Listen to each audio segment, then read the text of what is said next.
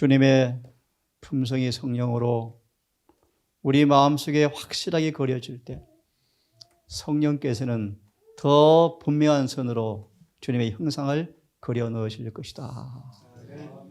우리 에녹처럼 그분의 선하시고 인자하신 그분의 용모와 품성이 아침 새벽 기도처럼 그분의 습관과 그분의 행실과 그분의 모든 것들이 우리의 삶 속에서 아는 지식으로 나타나시는 은혜가 이 안식일에 있기를 간절히 바랍니다.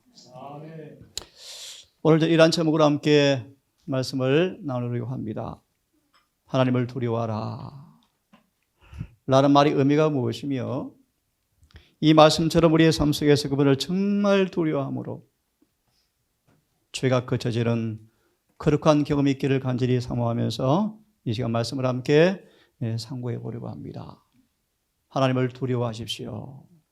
왜냐하면 이는 그 까닭은 그분의 심판할 시간이 이르렀습니다.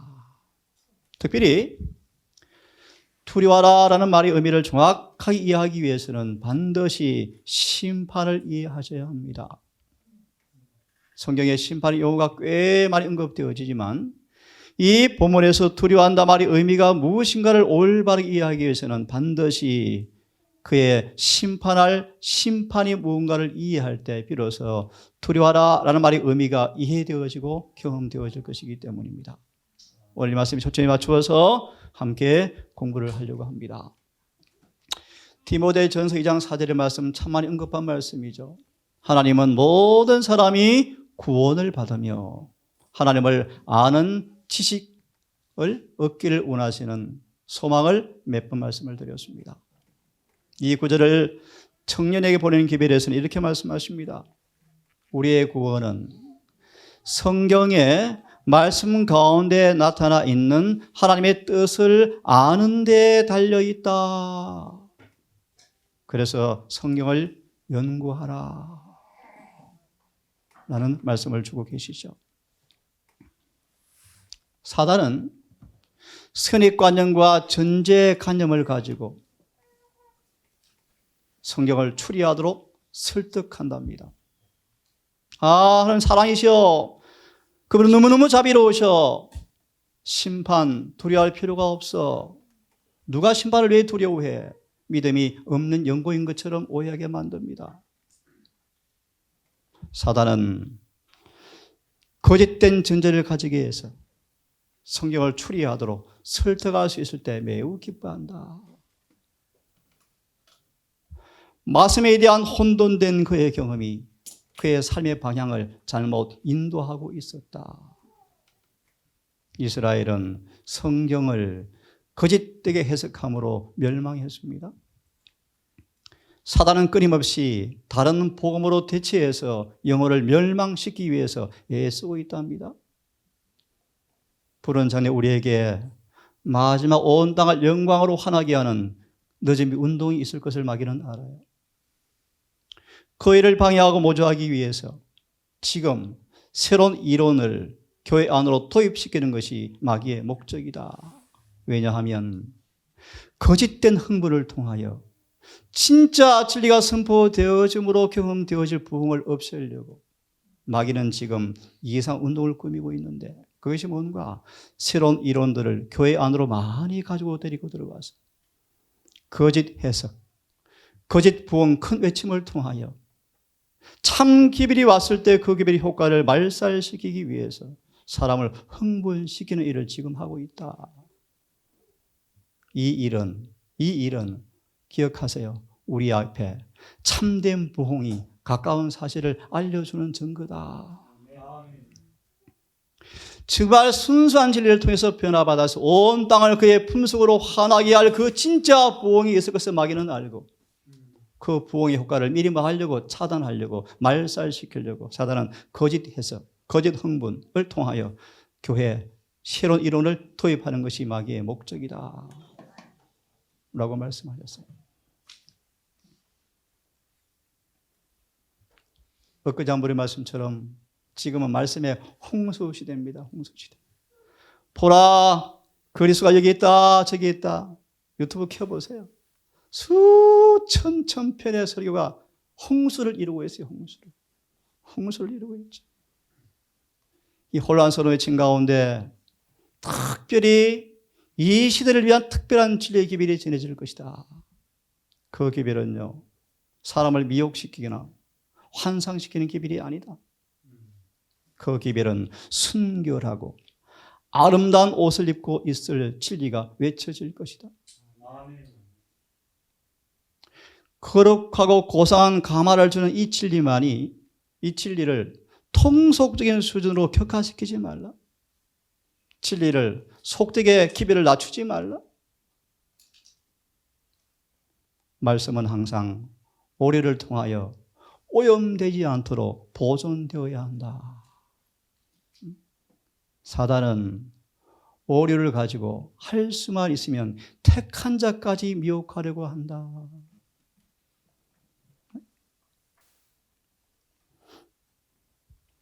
성경 본문을 보겠습니다. 함께 읽어보겠습니다. 시작. 우리는 수다한 사람과 같이 하나님의 말씀을 혼잡하게 하지 아니하고 곧 순전함으로 하나님께 받은 것 같이 하나님 앞에서와 그리스도 안에서 말하노라. 혼잡이란 말을 좀 단순하게 번역해 드리면요, 알아듣지 못하게 하는 것, 세상과 섞이게 하는 것, 잘못된 가르침으로 인하여서 진리가 애매모호해지는 것, 이런 말이 혼잡이라는 뜻입니다. 두려워라. 누가 심판을 두려워하는가? 라는 소리가 들려와요. 그럴듯하죠. 근데 오늘 보세요. 정말 두려워하는 경험이 무엇인지 여러분 정말 두려워하셔야 돼요. 하나님의 말씀은 분명합니다.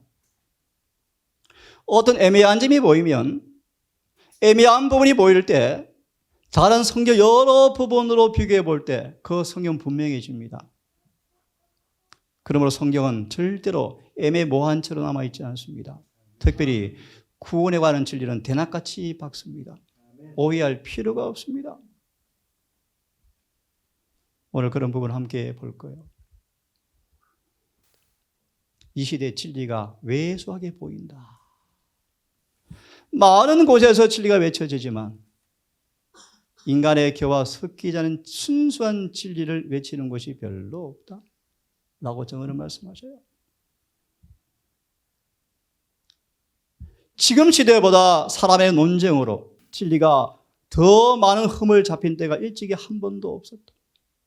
사람들은 이질적인 이단들을 대량으로 가지고 들어와서, 어디 안으로요? 이 재림교회 안으로요. 대량으로 가지고 들어와서 백성들을 위한 성경 말씀이라고 가르치고 있다. 사람들은 이런 것에 잘 이끌려요. 왜요? 경험이 미숙하기 때문에 조작해 놓은 그 음식에 그걸 분별하지 못하고 받아 먹어요. 조작된 음식을 받아 먹어요. 그것이 맛있거든요.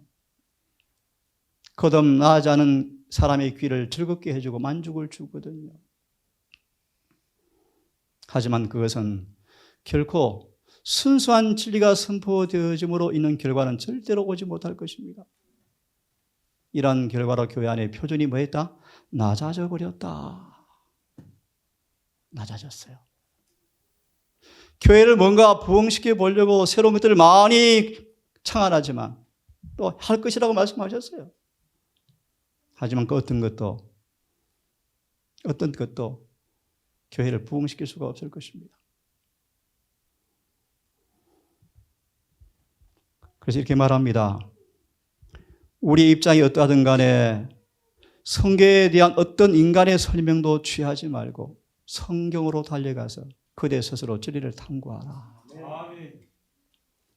예레시는 말씀하죠. 오직 성경의 표준에 일치하지 않은 모든 사람들은 위기의 때 서지 못할 것이다. 성경에 일치된 목적, 그분의 성품과 통치와 방식과 조화되어서 믿음으로 살지 않은 모든 사람들은 그분께 절대 영광 돌리지 못할 것이다. 배등도 학원에 믿음의 기준 성경장에 잘 나와 있는 말씀이에요. 우리 모든 입장은 성경으로 달려가서 성경이 무엇을 말하는가를 알아야 돼요. 오늘 제가 두려워하라 라는 말씀의 의미가 무엇인지를 성경으로 확실하게 증언을 통해서 말씀을 드리려고 합니다. 이 말씀은 시간 관계상 넘어가겠습니다. 참고로 예수께서 왜 오셨는가? 그분의 성전에서 진리가 감추어지고 사람의 가라사대가 성전에 막 들려주고 있었어요. 예수님은 당신의 성전에서 당신의 음성을 들려주기 위해서 성전에 임하셨어요. 보실래요? 언약의 사자 주님께서 자신의 음성이 자신의 성전에서 들려야 하였다. 예수님은 분명하고 확실하게 이해할 수 있는 진리를 선포하기 위해서 오셔야 하였다.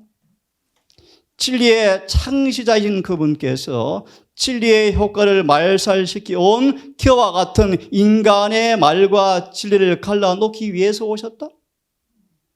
예수의 사명 가운데 하나가 무엇입니까? 진리를 회복하기 위해서 오셨어요. 그래서 그분은 성전에서 성경에 살아있는 설명자, 해석자가 되어서 그분의 말씀을 성전에서 외쳤죠. 또 하나 보면요, 예수님은요 왜 오셨는가 이게 보세요. 하늘과 땅의 상대적인 중요성을 세상 사람들에게 나타내 보이시고 진리를 본래 위치에 두시기 위해서 이 땅에 오셨다. 예를 들면 왜 침례 요한과 예수님 자신이 왜 학교를 못 갔습니까? 바로 이것 때문이에요. 랍비가 말하되가 성경에 말씀하는 것보다 위에 있었다. 인간의 겨로 진리가 혼잡해져 버렸습니다. 하나님께서만이, 예수님께서만이 인류가 구원받기 위하여 알 필요가 있었던 진리를 나타낼 수가 있었다. 그 주님께서만이 진리를 본래 체제 속에 넣을 수가 있는 분이셨고 진리를 오류에서 벗어나게 하시고 사람들에게 진리를 밝히는 것이 주님의 사명이었다. 그리고 요한 1장을 펴보시면 3장을 펴보시면 8장을 펴보시면 진리가 어둠의 빛이 돼 어둠의 빛을 진리를 뭐 하더라? 싫어하더라. 요한 8장은요 진리가 너희 속에 있을 곳이 없으므로 너희가 나를 죽이려 하는도다. 진리를 알지니 진리가 너희를 뭐 하게 하리라? 자유케 하리라 라고 말하니까 화가 나서 예수를 죽이려 그러죠. 오늘 두려워하라 말의 의미가 무엇인지를 올바르게 진리를 함께 연구해 보려고 합니다. 특별히 성경에 나오는 말씀들을 이해하기 위한 원칙이 하나 있습니다. 눈으로 보십시오. 성경은 그 사용된 낱말과 단어가 언어가 표상과 상징과 비유로 주지 않았으면 문자 그대로 언어 그대로 이해하라. 읽는 그대로 받아들여라. 새로운 의미가 있다 없다? 없다. 만약에 성경을 읽는 그대로 받아들였다면 많은 방황하는 양들이 우리 안으로 들어왔을 것이다. 그런 말이에요.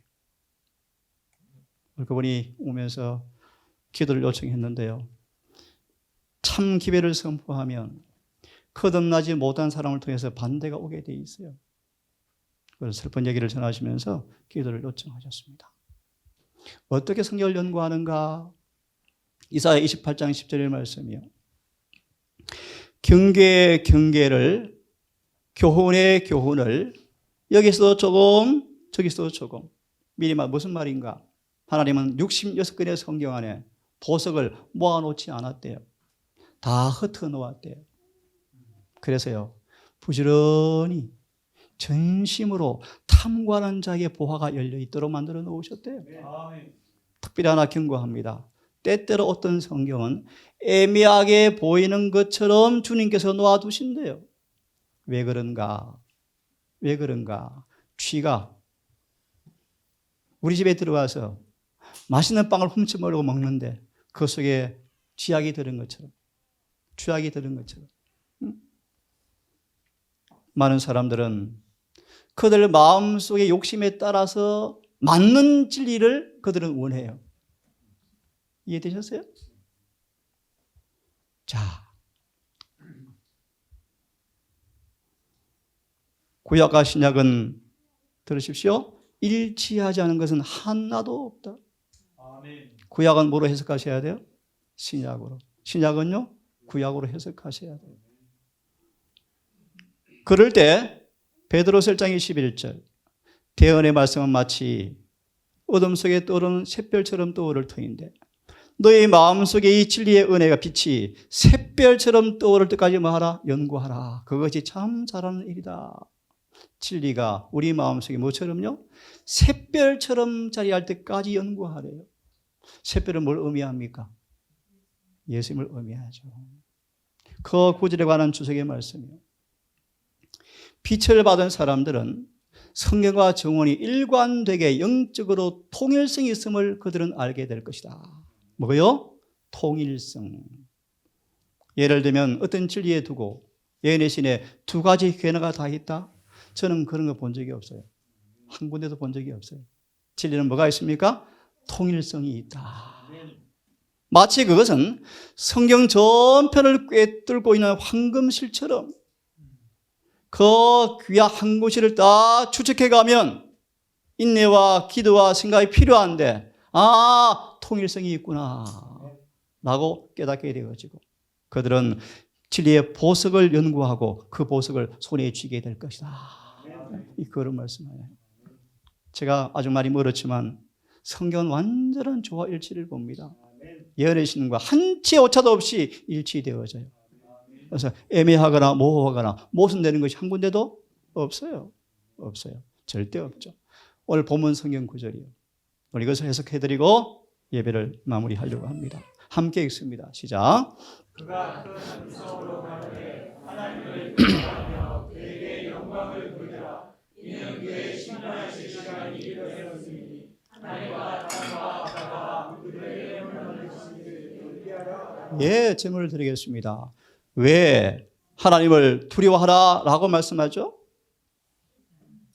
그 까닭은 왜냐하면 그의 심판할 시간이 이르렀기 때문에 뭐하라? 두려워하라. 소대의 말씀을 드렸어요. 이 두려워하라 라는 말의 의미를 이해하기 위해서는 반드시 뭘 이해하고 뭐와 관련시켜야 되죠?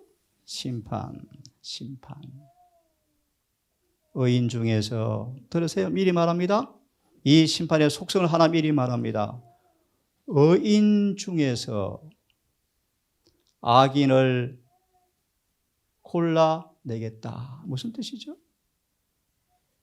이 심판을 두려워하지 말라고요? 재림교회 금처럼 보이는 곳이 많이 기와 같이 판명될 날이 멀지 않았다. 교회를 구성하는 대다수가 허물과 죄로 죽어 있다. 재림교회 안에 진리를 믿노라 공언하는 사람 가운데 믿고 순종하여 거룩하게 변화되어 구원받는 숫자가 너무나 극소수이다. 다 그를 믿노라 합니다. 이 심판은 그런 사람 중에 악인을 골라내는 것이라고 마태복음 13장은 우리에게 분명하게 말씀해 주고 있어요. 오늘 자세히 풀이해 보겠습니다. 하나님을 두려워하십시오. 왜냐하면 심판할 시간이 이르렀습니다. 그러므로 창조주를 경배하십시오. 자, 봅시다. 심판할 시간이 이르렀다. 이 말의 의미는 뭔가?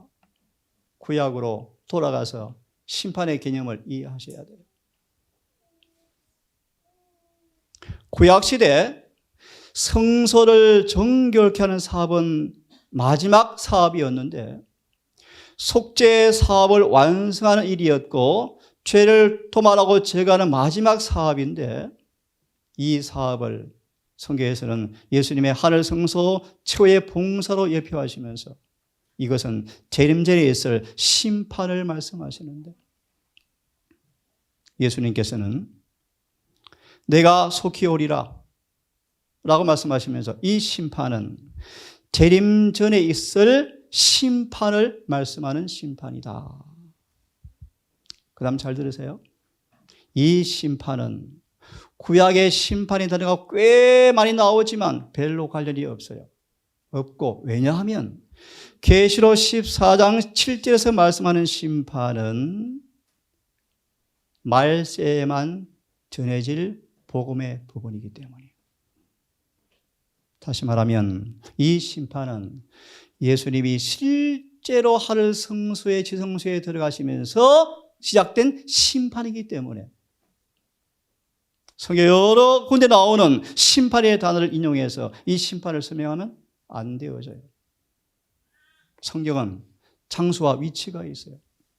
자, 그런 부분을 함께 같이 공부해 보면서 이 두려워라 말의 의미가 뭔가를 공부하려고 합니다. 아시는 것처럼 14장 계시록 7장에 나오는 이 심판은 레위기 16장에서 뭐로 표현하죠? 속죄일이다. 다시 말하면 심판날이다. 노래 부르고 띵까띵까 해라 유민아. 말해요. 스스로 괴롭게 하라. 아무 일도 하지 말라. 화제를 드리라. 이 날에, 이 심판날에, 이 속죄일에 스스로 괴롭게 하지 아니하고 일하는 사람들은 백성 중에서 끊쳐서 멸절된다. 하나님을 두려워하십시오. 왜냐하면 속죄일이 되었습니다. 심판날입니다. 그날은 스스로 괴롭게 해야 합니다. 아무 일도 하지 말아야 합니다. 화제를 드려야 합니다. 그리하지 않으면 멸절되고 끊쳐 나갑니다. 성경은 이렇게 말합니다.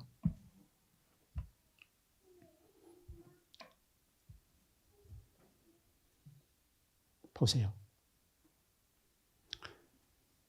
이 심판이 가까웠다는 말씀이 선포되었을 때 알기 쉽게 이 말씀을 통해서 한번 보시기 바랍니다. 왜 두려워해야 하는가? 그 말의 의미가 뭔가?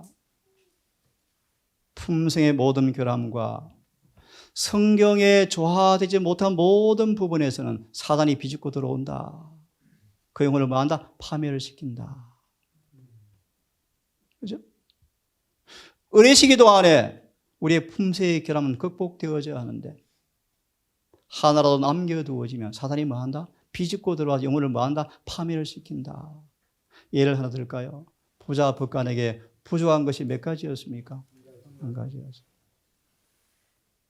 쉽게 말합시다. 그것이 뭐였습니까? 예. 그것이 그를 뭐 했죠? 파멸시켰어요. 파멸시켰어요. 아간이 왜 죽었습니까? 에서가 왜 죽었습니까? 예. 하나님을 두려워하십시오. 이런 모든 결함과 성경의 표준에 조화되지 못한 모든 것은 마귀가 들어와서 우리를 발판을 삼아서 파멸시키는 통로입니다. 그래서 그런 말씀 기억하십니까? 예수님과 우리 사이에 여백을 남겨놓지 마십시오. 여백 남겨놓으면 누가 비집고 들어와요? 사단이요. 문이 열려서 그들 편에 있는 모든 실패와 결함이 유혹자와 그의 대리자들에게 예수를 비난할 기회를 준다는 것을 깨닫고 악을 정복하는 일에 더 큰 열심과 열심을 내도록 우리를 분기시켜야 할 사상이다. 우리는 극복하는 모든 일에 있어서 온 영혼의 힘을 기울여서 스스로 할 수 없는 일을 하기 위해서 힘을 얻기 위해서 예수를 바라보아야 한다. 흰 옷을 입고 예수와 함께 걸어갈 자들에게는 어떤 죄도 용납되어서는 안 된다. 더러운 옷은 제거되어져야 되고 그래서 의의 옷이 입혀져야 한다. 회개와 믿음으로 우리는 하나님의 모든 계명을 준수할 수가 있고 그분 앞에 흠없이 나타날 수가 있다. 오늘날 이런 마음을 가지고 하나님의 간압함을 받기 위해서 심령을 괴롭게 하는 사람들 이해되셨습니까? 그들의 죄를 고백하고 중보자이신 예수님을 통한 용서를 열렬히 간구하는 사람들 그들에게 하나님께서 옷을 벗기라 중앙관을 씌우라 그들의 구원에 대한 모든 영광을 돌릴 준비를 하나님께서 이루어 놓았다. 이것이 뭐예요? 하나님을 두려워하라라는 모습 가운데 그들을 심정을 뭐하게 하는 모습이죠? 괴롭게 하는 모습이요. 괴롭게. 내 죄가 용서받았는가? 의가 입혀졌는가? 내 결함은 고쳐졌는가? 성경의 말씀과 맞지 않은 것이 무엇인가? 스스로 뭐 하셔야 돼요? 살펴라. 부지런히 살피라. 그것도 인간의 빛이 아니라 성계의 빛으로 비추어서 살펴야 돼요. 우리는 대속죄에 살고 있다. 죄를 회개하고 겸손한 태도로 심령을 괴롭게 해야 하는데 그렇게 하지 않는 사람들은 끊어진다 말의 의미가 무엇이죠? 생명체에서 도말된다. 그런 말. 분명하죠? 지금은 심판날이요, 심판. 스스로 괴롭게 하지 아니하면, 다시 말하면 우리의 삶을 말씀과 일치시기 위해 손실을 다하지 아니하면, 내 결함을 고치기 위해 주님께 힘을 구하기 위해서 열렬히 노력하지 아니하면, 그렇게 심령을 괴롭게 하지 아니하면 백성 중에서 끊어지는 것처럼 생명책에서 이름이 도말되기를 원하지 않은 사람들은 죄를 슬퍼하고 회개함으로 마음을 괴롭게 해야 한다. 철저하게 마음을 살피고 경박한 모든 것에서부터 우리는 반드시 분리되어져야 한다. 자아는 언제라도 우리를 정복하기 위해서 지배권을 행사할 때 악한 경향들은 반드시 물리쳐져야 하는데요. 그런 사람에게 뭐가 따르죠? 투쟁이 있을 것이다. 이 준비는 개인적으로 이루어진다. 절대로 단체로 구원이 없다. 누가 16장 타인의 부족을 절대로 결함을 남이 보충해 줄 수가 없다. 에스겔 15장으로 기억되어져요. 모세, 사무엘, 다니엘이 있을지라도 그 믿음으로 그들만 구원받고 자녀는 관계가 없다. 우리는 개인적으로 준비하셔야 돼요. 절대로 남 대신 은혜를 대신 받을 수가 없고 대신 순종해 줄 수가 없어요. 왜 두려워해야 돼요? 마치 지상에 그 한 사람밖에 없는 것처럼 조사를 받을 것인데. 여러분 보세요. 이 거짓말인가요? 그냥 하나님께서 뻥하신 뻥하는 말 뻥인가요? 그냥 뻥으로 한 얘기인가요? 요즘 제가 가끔 세상을 정치를 보면서 참 두려워요. 수십 년 전에 했던 말이 그대로 기록되어 나타나잖아요. 여러분 보셨어요? 정말 세상 사람도 그래요. 네? 대통령에 대한 예를 들어서 수십 년 전에 말한 것이 기사로 다 남아있는 것이 그대로 드러나 버리잖아요. 우리의 기록이 낱낱이 기록되어 있답니다. 하늘에. 정말 두려운 일 아니겠습니까, 여러분? 은밀한 고생한 것이 백주에 대낮에 한 것처럼 드러난답니다. 그러므로 지금 그 죄가 도말되어져야 돼요. 그 죄가 도말되지 않은 채 우리 앞에 나타나면 우리는 멸망해요. 멸망해요. 그러므로 내가 지금 용서받았는가? 거듭났는가? 내가 어떤 결함이 있는가? 내가 왜 이걸 못 이기고 있는가? 살피면서 힘을 얻기 위해 주님을 바라보셔야 돼요. 다시 보실래요? 주님께서는 각 개인의 사건을 조사하시기를 마치 지상에 한 사람밖에 없는 것처럼 세밀하게 하실 것이다. 그 심판에 우리는 주름 잡힌 것이 없어야 한다. 참. 문자 그대로 이해할 때 여러분 우리의 신앙이 어떠해야 할 것을 두려워하지 않겠습니까, 여러분? 이런 귀한 시간을 돈 버는 일에, 외장을 치장하는 일에 소비할 시간이 없다. 우리는 성소 문제와 심판에 관한 문제를 확실하게 알아야 한다. 확실하게 알아야 한다. 그리하지 않으면 지금 주님의 일과 아무 관계가 없다. 무관한 사람들이다. 지금 주님께서 어디에서 무엇을 하시는 그 일을 우리가 알아야 하는데 이 일을 알지 못하는 사람들은 주님과 관계가 없다. 그런 말 아니겠어요? 저도 개인적으로 아주 사소한 거지만 태양광 업체가 저를 고소해서 경찰서에서 출두 명령이 왔을 때 경찰서에 가니까요 기분이 이상하더라고요. 우리 모든 사람은 하늘 법정에 소송에 계류되어 있다. 언제 우리를 소환할지 아무도 몰라요. 정언을 공부해 보시면 우리 이름이 불리우는 날, 그날 끝이래요. 끝이래요. 각 사람은 거신 재판장을 직접 대면하여 서지 않으면 안 된다. 그러므로 심판이 시작되어지고 책들이 펴질 때 마지막 운명을 결정지는 그 자리에 서야 한다는 엄숙한 관계에 대하여 다니엘처럼 자주 심사숙고해야 한다. 그죠? 이것이 스스로 괴롭게 하고 아무 일도 하지 말라라는 말의 의미예요. 심판날에 있을 준비하는 사람들의 자세의 말씀이죠. 함께 읽어보겠습니다. 고린도후서 5장 11절의 말씀이 주석이에요.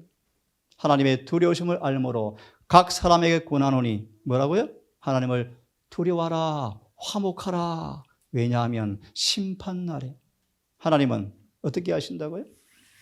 그들 몸 안에 이루어진 것을 그대로 돌려준다. 더 쉽게 말합니다. 심은 대로 그대로 거둔다. 한번 읽겠습니다. 같이 시작. 주님은 그의 백성들이 그를 순리하고 그 사랑 안에 거하기를 바라신다. 만약 어떤 사람이 뭐에 대해서요? 심판에 대하여 건전한 두려움을 갖고 있으면 그것이 마치 믿음이 부족한 것처럼 생각하는 사람들이 들어있는 것처럼 보인다. 하지만 그건 잘못됐다. 건전한 두려움을 뭐 해야 한다? 가져야 한다. 읽어보세요. 하나님의 시작. 하나님의 무서운 경고들을 믿을 때 예를 들어서요. 출애굽 암송하기 참 쉬워요.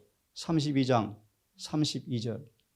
내게 범죄한 사람은 내 책에서 지우리라. 엄포요, 엄포? 문자 그대로요, 문자 그대로.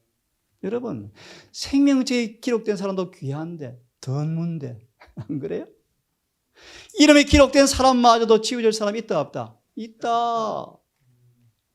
다시 읽습니다. 하나님의 시작. 하나님의 무서운 경고들을 믿고 믿을 때 하나님에 대한 뭐요? 정당한 두려움을, 두려워 떠는 영혼을 주님께 피하게 함으로써 의의 평강한 열매를 맺게 해야 하는 제가 있습니다. 오늘날 우리는 이런 두려운 정신을 가져야 한다. 맞나요? 맞아요. 이걸 예능신 펴보시면요. 세상의 법정도 엄숙하거든. 하늘 법정은 얼마나 엄숙하겠는가. 하늘 법정의 광경을 보여주는 실물 교훈이 요한복음 2장에 나오는 성전 정결 사업이래. 읽어보세요. 11 제자가 유미나 숨소리도 못 내고 공포에 벌벌벌 떨고 있어. 이것이 심판의 광경이래요. 11 제자가 평소와는 다른 예수의 모습을, 잘 들으세요? 평소와는 다른 예수의 모습을 보고 공포에 눌려 신음을 소리도 못 내고 떨고 있었대요. 예를 읽어보세요. 이것이 심판의 광경이다 라고 딱 말씀하시잖아요.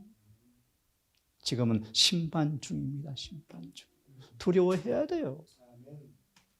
두려워하도록 가르쳐야 돼요.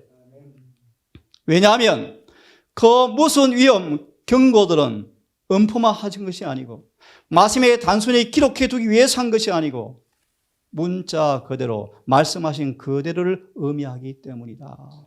에스겔 21장을 공부해 보시면 에스겔이 칼과 기근과 온역과 땅의 진성으로 심판을 하겠다고 여러 해를 외쳤는데 그 일이 이루어지지 않자 사람들이 뭐라 그러죠? 비유로 말했네요. 비유로. 드디어 칼과 기근과 온역이 임하자 뭐라 그러죠?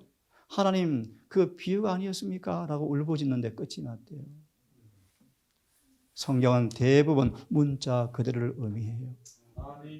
보실래요? 주의 율법을 버린 악인들에 대한 주의 맹렬한 진노가 얼마나 무서운지 내가 떱니다. 그런 뜻이에요. 예를 들어 볼래요? 그렇게 자비로운 하나님께서 지난번 누가 질문했네요. 홍해 안에 애굽의 군대를 몰살시켜요. 그래서 한 자매가 저한테 따지더라고요. 하나님 너무하셔요. 이해가 안 돼요. 답을 하기가 참 어려운 질문이에요. 이렇게 답을 좀 드리죠. 그 군대 사람들은 열장을 보고 다 느낀 사람들이야. 다 눈으로 봤어. 쉽게 말합니다. 주님의 기사와 능력을 눈으로 다 봤어. 보고도 그렇게 살아. 그래서 하나님께서 홍해 강에 뭐해요? 다 매장을 하셨어요. 참 두려운 얘기예요, 여러분. 그죠? 그러므로 우리가 주의 두려우심을 알므로 사람을 권하노니 빨리 뭐하라? 회개하라. 고린도후서 5장 22절의 말씀이에요. 빨리 회개하라. 마무리되어 갑니다. 침례 요한의 기별은 사람들을 두려워 떨도록 의도된 기별이었다. 침례 요한은 그들의 죄 때문에 하나님께서 어떤 결과를 줄 것인가를 알고 두려워 떨도록 하기 위해서 침례 요한을 보내어서 기별을 선포했다. 복음의 씨가 뿌리기 위해서는 마음의 밭이 먼저 갈려져야 한다. 예수께로부터 상처가 고침받기 전에 이 상처가 얼마나 위험한지를 먼저 깨달아야 한다. 이게 심판이요, 심판. 이해되셨어요? 오늘 한 번가 대화 있는데요. 병원에 가니까 크게 중한 것이 아니니까 그냥 살아라 그러더래요. 예, 참 다행이에요, 다행. 우리가 고침받기 원하죠. 근데 왜 간절히 고침받기를 그렇게 노력하지 않습니까? 얼마나 심한가를 아직 마음으로 못 느끼기 때문이에요. 그죠? 첫째 천사의 기별은 이미 공부한 것처럼 두려워라라는 기별이었는데요. 그 말의 의미가 뭔가, 목적이 뭔가 보실래요? 세상의 부패한 가마에서 우리를 떠나게 만들어주고 세속하다는 상태를 깨달아서 그들의 악을 교정하기 위해서 주신 기별이 첫째 천사의 기별이었다. 이런 말씀. 그죠? 첫째 천사의 기별은 죄에서 떠나게 하고 세속화된 우리를 세상과 분리시키고 죄를 깨닫게 해서 악을 고치기 위해서 주신 기별이 뭐다? 첫째 천사의 기별이다. 예레미야서는 그렇게 말하죠. 이것은 마치 침례 요한의 기별과 같은 기별이었다. 평안과 안전한 기별이었습니까? 아닙니다. 두려워 떨게 하기 위해 주신 기별이었습니다. 그래서 마무리됩니다. 이 기별을 들은 사람들이 그들은 거짓된 자신의 상태를 깨닫고 어떻게 되었습니까? 자신들의 타락과 세속화와 불신과 자존심 등을 깨닫고 이기심을 깨닫고 회개하자 그들의 애정을 땅에서 거두어서 하늘의 사물에 고정시켰다. 이제 그들에게 뭐가 있습니까? 성령이 그들에게 임하였으며 그들은 첫째 천사를 함께 전하게 되었다. 이것이 성경상 뭐요? 두려워하라라는 말이 의미예요. 함께 읽습니다. 시작.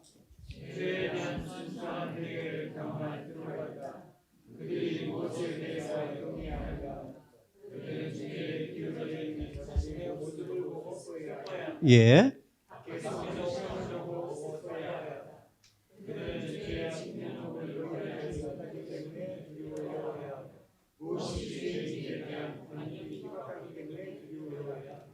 이런 경험을 하도록 기별자들이 가르쳐 줘야 돼요. 이것이 두려워하라 말의 의미 가운데 하나입니다. 그래서요, 이렇게 욥기서는 말하죠. 마지막 구절인데요. 하나님을 알면 알수록 우리는 그분을 뭐 하게 될 것이다? 두려워하고 떨게 될 것이다. 그래서 어디서 돌아서게 만들까요? 죄에서요. 함께 크게 읽습니다. 시작. 예.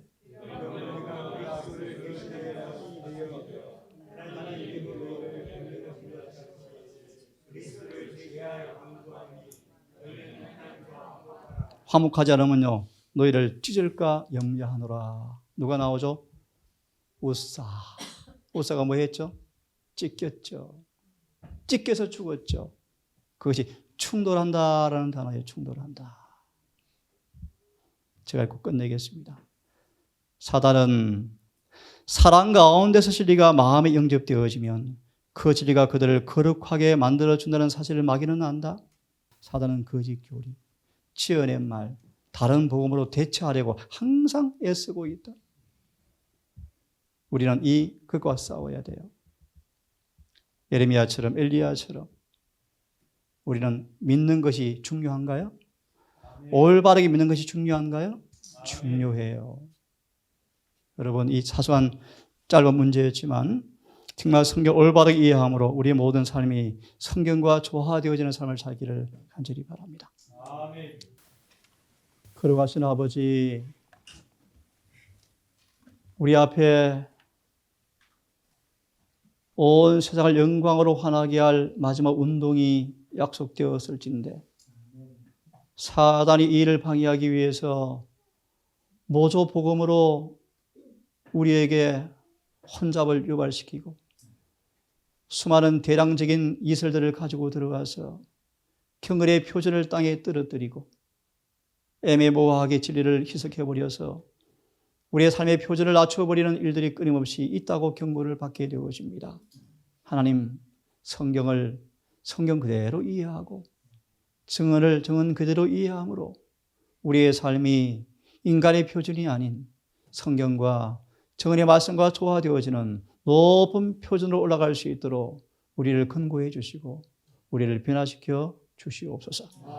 우리 모든 통산 가족들 주님만이 우리의 표준이 되게 하셔서 날마다 주님을 바라보는 그 일이 부지런하게 일어나게 하시고 그 주님의 생애가 깨끗하게 우리 아래에 그려 넣어짐으로 오해되지 않고 혼돈되지 않고 예수님을 똑바로 믿는 믿음의 삶을 통하여 복음이 이루어지는 행복한 모두가 될 수 있도록 주님 인도해 주시옵소서. 이제 안식일이 아버지 시작이 되었습니다.